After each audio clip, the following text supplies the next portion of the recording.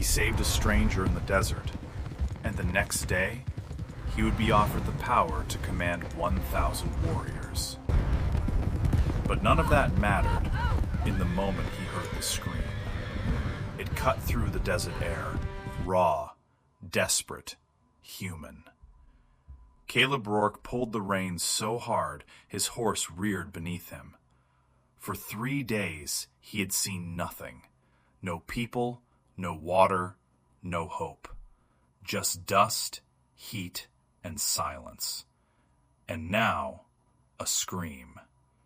He didn't think, didn't question it. He kicked his horse forward, hard, up the ridge, over loose rock, and then he saw her. A girl, running, stumbling, falling, getting up, running again. Her dress torn by the wind, dark hair whipping across her face, eyes wide with something beyond fear. She wasn't just running, she was fleeing. Then Caleb saw what was behind her, and everything inside him went still. A stampede. Hundreds of buffalo, a black wave rolling across the desert, alive, unstoppable. The earth trembled beneath them, the sound, like thunder tearing the sky apart. The girl fell again. This time, she didn't get up. She was done, exhausted, finished, and the stampede was almost on her. 30 seconds. Most men would have calculated the distance, the speed, the odds, and they would have known it was impossible. Caleb had never been good at calculations. He drove his horse straight down the hill, full speed, no hesitation. Rocks exploded under the hooves, his hat tore from his head, but he didn't slow. 20 seconds. The ground shook harder now. The buffalo were close enough. He could see their eyes, wild, empty, unstoppable. 15 seconds. The girl's face, young, too young, and in her eyes, something worse than fear, acceptance. She had already given up. That made him ride faster. 10 seconds. "Hold on!" he shouted, though he knew she couldn't hear him. 5 seconds. Everything blurred. Dust, sound, movement. Caleb leaned from the saddle, one hand gripping the reins, the other reaching, stretching. His fingers caught her arm. He pulled, hard. The weight nearly threw them both, but his legs locked tight, his horse fighting with him, not against him. She slammed against him, half across the saddle, barely conscious. The stampede was on them. Caleb didn't stop, didn't think. He ripped off his bandana, waving it, screaming, driving the horse sideways, and then they were inside it. Buffalo surged around them, massive bodies, inches away, heat, dust choking the air. One hit, and they were dead. But somehow, they weren't hit. The herd split, flowing around them, like a river breaking around stone. Then, just like that, it was over. The last buffalo passed. The dust began to fall. Caleb slid off his horse, legs shaking, arms still holding her. She barely moved. Lips cracked, skin burning under the sun. "Stay with me." No answer, just a faint breath. He dropped to his knees, pulled his canteen, wet his bandana, pressed it gently to her lips. Careful, slow, not too much. Her body trembled. Then, just barely, her eyes opened. Unfocused, weak, but alive. "You're safe," he said. And in that moment, standing in the middle of nowhere, covered in dust and death, Caleb didn't know it yet, but saving her was the easiest part. She woke at sunset. The light had turned gold, stretching long across the rocks. Caleb sat a few feet away, watching, not moving. Her eyes opened slowly, not confused, not afraid. Alert. She pushed herself up, too fast. Pain hit, but she didn't show it. just steadied her breath and looked at him. "You pulled me out." Not a question. Caleb gave a small nod. Seemed like a good idea at the time. Her eyes studied him, sharp, measuring. Then, "I am Asha." He nodded once. Caleb. Names exchanged, but nothing settled. "Why were you out there?" he asked. She didn't answer immediately. Instead, she looked toward the horizon. "They were moving faster than expected." Caleb frowned slightly. "They?" She turned back to him. "My people. Apache." That explained some things. The way she moved, the way she watched, the way she didn't panic. She wasn't just someone who survived the desert. She belonged to it. "We need to move," she said suddenly. Caleb raised an eyebrow. "You just got trampled by half the desert." "And I'm still alive," she replied, "which means they'll be looking for me." Caleb stood slowly. "Who will?" She met his eyes. "My father.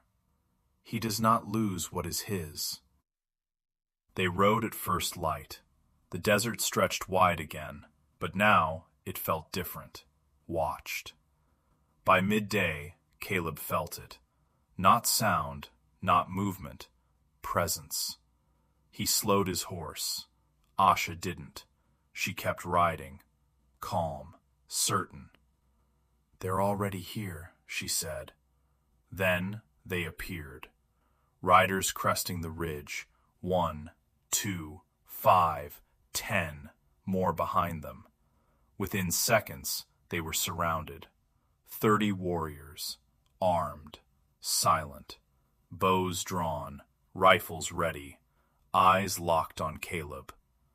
Caleb didn't reach for his gun, didn't move, just sat there, still. Asha raised her hand slightly, a signal, immediate. The tension shifted, not gone, but held. One rider moved ahead, older, weathered, presence heavy, not just a man, a leader. Chief Nakoa.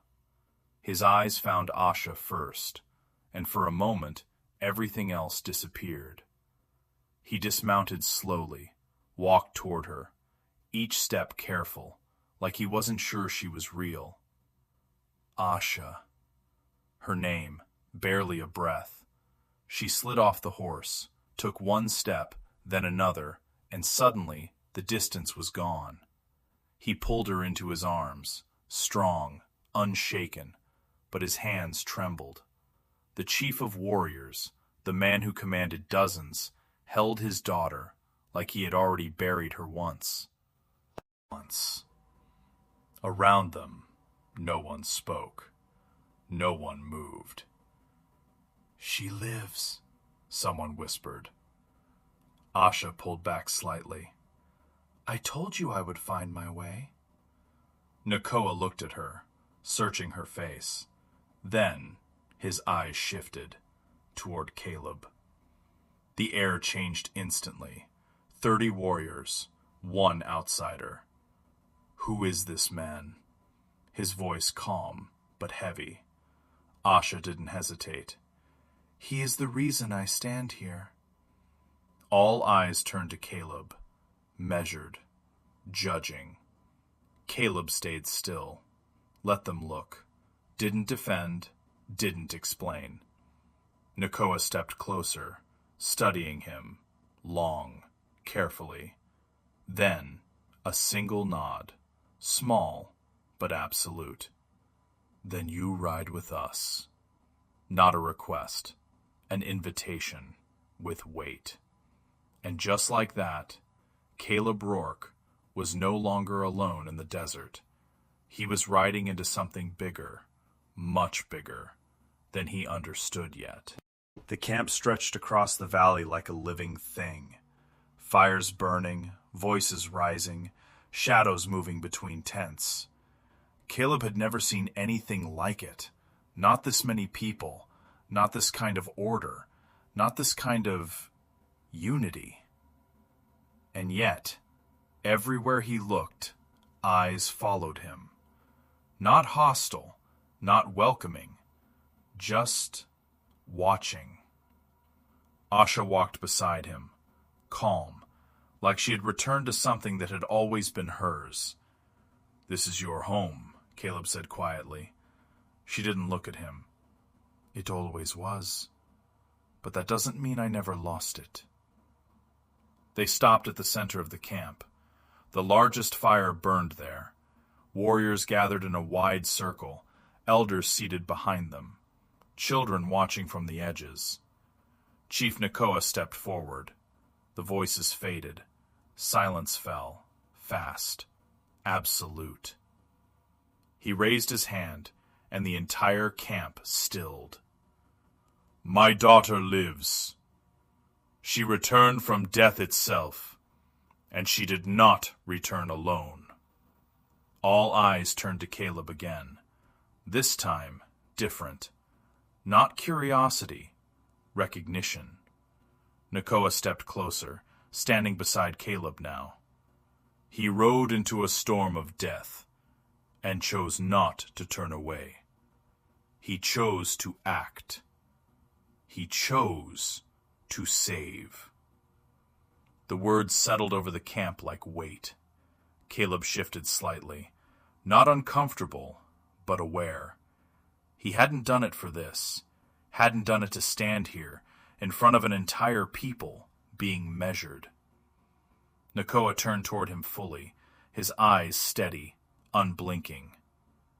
"Caleb Rourke, you saved what is most precious to me, and for that, I offer you something few men in this world will ever be given." The air tightened. Even the fire seemed to quiet. "I offer you command. 1,000 warriors." Silence. Heavy. Unmoving. Caleb didn't react. Not at first, because for a second, his mind didn't catch up. 1,000 warriors. Power. Protection. Influence. A man could take something like that and change everything. Asha looked at him now, not smiling, not warning, just watching, waiting. Caleb let out a slow breath, looked around the circle, at the warriors, at the fire, at the land beyond, then back at Nakoa. "You're offering me an army." Nakoa didn't hesitate. "I'm offering you power." That word hung in the air, clear, honest, unhidden. Power. The thing men fought for, killed for, betrayed for. Caleb's jaw tightened slightly, because for the first time, he understood something. This wasn't a reward. It was a test. And every man in that circle was waiting to see what he would do. No one spoke. The fire moved, casting shadows across faces that didn't blink. 1,000 warriors. The words still echoed in Caleb's mind. Not loud, but heavy. He had spent his whole life with nothing. No land worth claiming. No name that mattered. No power. Just survival. And now, it was all in front of him. Given, not earned. Caleb looked at the warriors again. Strong, disciplined, loyal. He could feel it, what that kind of power could do. How easy it would be to take it, to become something more. But something didn't sit right. He looked back at Nakoa. The chief hadn't moved, hadn't blinked, just watched him. Waiting. Not hoping. Waiting. Caleb exhaled slowly. Then he stepped forward, one step into the firelight.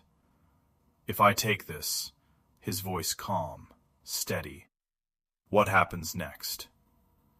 Nakoa answered without hesitation. "You lead. You decide. You become something greater than a man alone." That was the truth. No hidden words, no softened edges. Caleb nodded once, then shook his head. I'm not that man. A shift moved through the circle. Not loud, but real. Nakoa's expression didn't change. Explain. Caleb looked around again, at the warriors, at the fire, at Asha. I've seen what power does to men. It doesn't make them stronger. It makes them forget who they were. The words landed, somewhere deep. I didn't ride into that stampede for power, he continued. I didn't do it for reward. I did it because it was the right thing to do. And if I take this, he gestured slightly around him, it stops being about that. The wind shifted, soft, but present.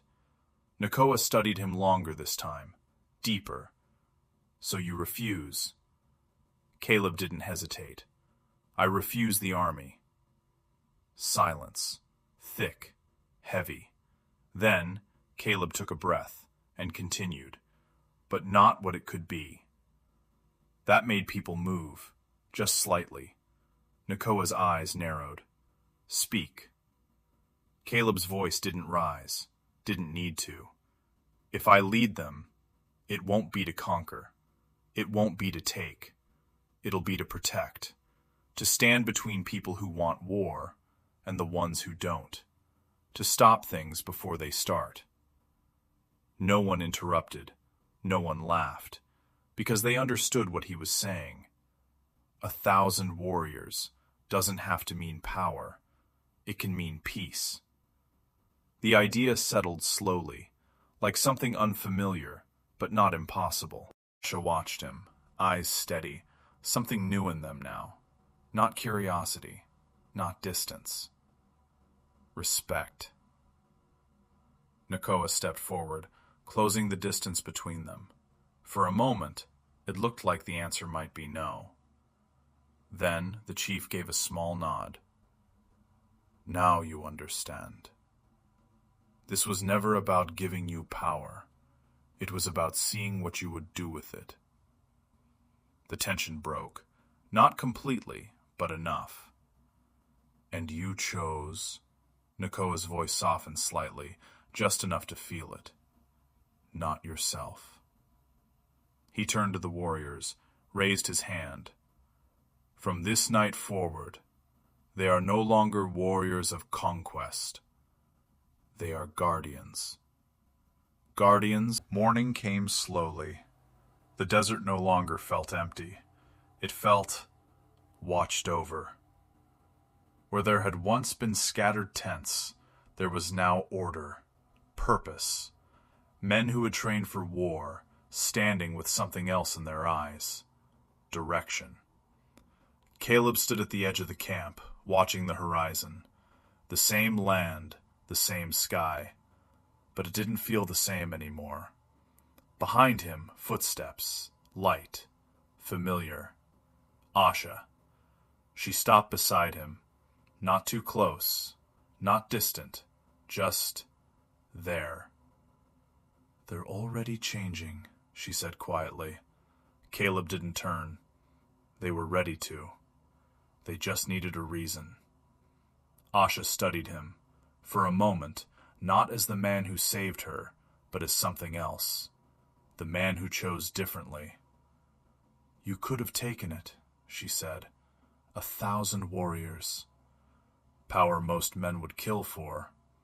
Caleb let out a slow breath. Yeah. And I would have lost something I couldn't get back. She nodded, like she already knew that answer. They'll follow you now, she said. Not because they have to, but because they want to. That's harder to earn. Caleb gave a small smile. Then I guess I'd better not waste it. Silence settled again, but this time it wasn't heavy. It was steady. Asha stepped closer, just slightly. You didn't just save me, she said. You changed what happens next. For all of them. Caleb finally turned to look at her. Really look. Not the girl from the storm, not the daughter of a chief. Just her. I didn't do it alone. She held his gaze, and for the first time there was no distance left. Around them the camp moved, men preparing, riders forming lines, not for war, for something new. Guardians. Asha looked back toward the rising sun. My father believes this will change things. Caleb followed her gaze. It already has. She smiled, not wide, not dramatic, but real. And you? She asked. What happens to you now? Caleb thought about it. The road behind him, the man he had been, the life he had known. Then he looked at the horizon again and shook his head slightly. I think I stay. That answer lingered, simple but certain. Asha nodded, like that was enough. The sun rose higher, light stretching across the land, across the camp, across something new being built. It started with a man who chose not to look away, a moment, a decision, and from that something bigger grew. Not power, not conquest, but something far more difficult to build, and far more powerful to keep. Peace.